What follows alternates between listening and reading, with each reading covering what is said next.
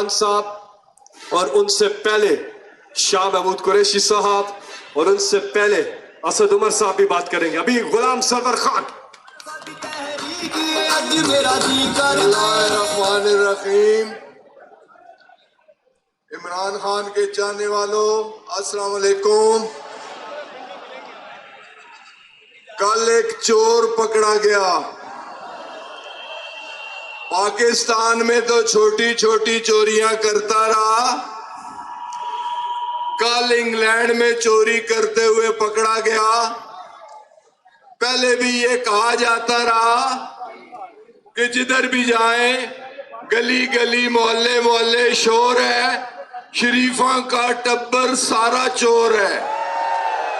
تو اب تو انہوں نے ثابت کر دیا کہ وہ انٹرنیشنل چور بھی ہیں. نیشنل چور تو تھے ہی, اور پھر رات کو چھتر پریڈ بھی ہو گئی. مال مسروقہ برآمد کرنے کے لیے چھتر پریڈ بھی ہو گئی. اور یہ چھتر پریڈ جو پاکستان کے عوام نے کرنی ہے وہ تو ابھی باقی ہے. خان کا تو ایک ہی مطالبہ ہے, انتخاب, فوری انتخاب, جلد از جلد انتخاب, منصفانہ اور غیر جانبدارانہ انتخاب. اور ان منصفانہ اور غیر جانبدارانہ انتخابات میں نون لیگیوں کی چھترول ہوگی. 22 کروڑ عوام چھترول کریں گے. بہت بہت مہربانی. پاکستان مسلم لیگ نون انا للہ و انا الیہ راجعون. پی ڈی ایم کی ساری جماعتیں فارغ ہو چکی ہیں. ہر گزرتا گھنٹہ اس سپورٹڈ حکومت کا نہ صرف عوام پر بھاری ہے بلکہ ان کے اپنے کینڈیڈیٹس ان پر بھی بھاری ثابت ہو رہا ہے. اور یہ ان کا حلقوں میں جانا مشکل ہو رہا ہے. وہاں سے ووٹ ان کا ختم ہو رہا ہے. جن جن جماعتوں نے ان کا ساتھ دیا وہ رزلٹ آپ نے دیکھ لیا. کراچی میں ایم کیو ایم کے ساتھ کیا ہوا. کراچی میں ایم کیو ایم فارغ ہو گئی ہے. فارغ. آپ نے پنجاب کے الیکشن میں دیکھا نون لیگ فارغ ہو گئی اور ان حلقوں کا انتخاب کیا گیا جہاں پچھلے الیکشن میں کم مارجن سے پی ٹی آئی جیتی تھی. جان بوجھ کر انہوں نے ان حلقوں کا انتخاب کیا اور وہاں پر بھی تحریک انصاف عمران خان صاحب, ایک عمران خان جنہوں نے ورلڈ ریکارڈ بنایا, ایک طرف ایک عمران خان, دوسری طرف 12 سے 1 درجن سے زائد جماعتوں کا ٹولہ, اور شکست ہوئی اس کو. اور عمران خان نے ورلڈ ریکارڈ بنایا کہ ایک ہی اسمبلی کی 1 درجن یعنی کہ 12 نشستوں پر ایک ہی امیدوار کامیاب ہوا. یہ دنیا میں آج تک ایسا نہیں ہوا. دنیا میں ایسا نہیں ہوا. کسی میں جرأت نہیں کہ وہ یہ کر کے دکھائے. عمران خان نے نہ صرف کر کے دکھایا, جیت کر دکھایا. میں آپ درخواست کروں گا عامر ڈوگر صاحب سے, چیف وپ نیشنل اسمبلی, آپ سے بات کریں گے. جناب عامر ڈوگر صاحب. نحمدہ و نصلی علی رسول الکریم. بسم اللہ الرحمن الرحیم. کی محمد سے وفا تو نے تو ہم تیرے ہیں, یہ جہان چیز ہے کیا لوح و قلم تیرے ہیں. یہاں کنٹینر پر موجود اکابرین پاکستان تحریک انصاف, خواتین و حضرات, السلام علیکم.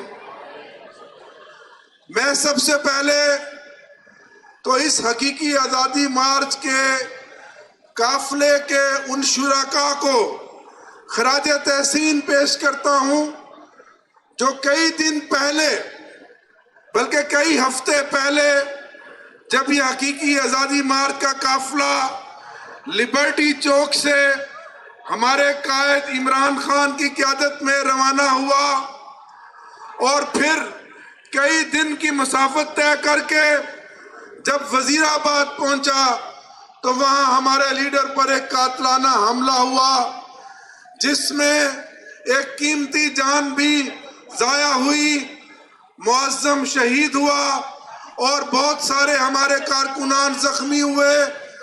اللہ کا شکر ہوا मारने वाले से बचाने वाला बड़ा होता है कि अल्लाह ने हमारे कायद की जिंदगी रख ली और हमारे कायद के लिए लाखों करोड़ों लोगों की दुआएं भी मौजूद हैं कि अल्लाह ताला इमरान खान को अपने हिफ्ज़ो अमान में रखे।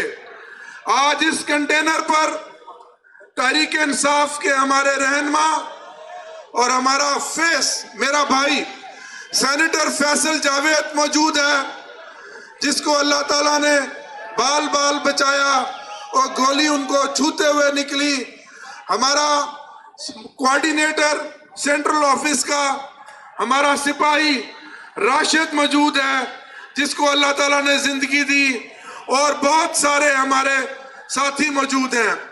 मेरे दोस्तों, भाइयों, कई दिन का काफिला शाह महमूद कुरैशी साहब की क़यादत में वजीराबाद से आगे चला और असद उमर साहब की क़यादत में ये काफिला कमालिया से तोबा टेक सिंह और फैसलाबाद, सरगोदा, खुशाब, चकवाल होता हुआ यहाँ पहुंचा, और शाह महमूद साहब की क़यादत में ये काफिला वजीराबाद, लाला मूसा, गुजरात, खारियां, सराय आलमगीर, जेलम से यहाँ तक पहुंचा।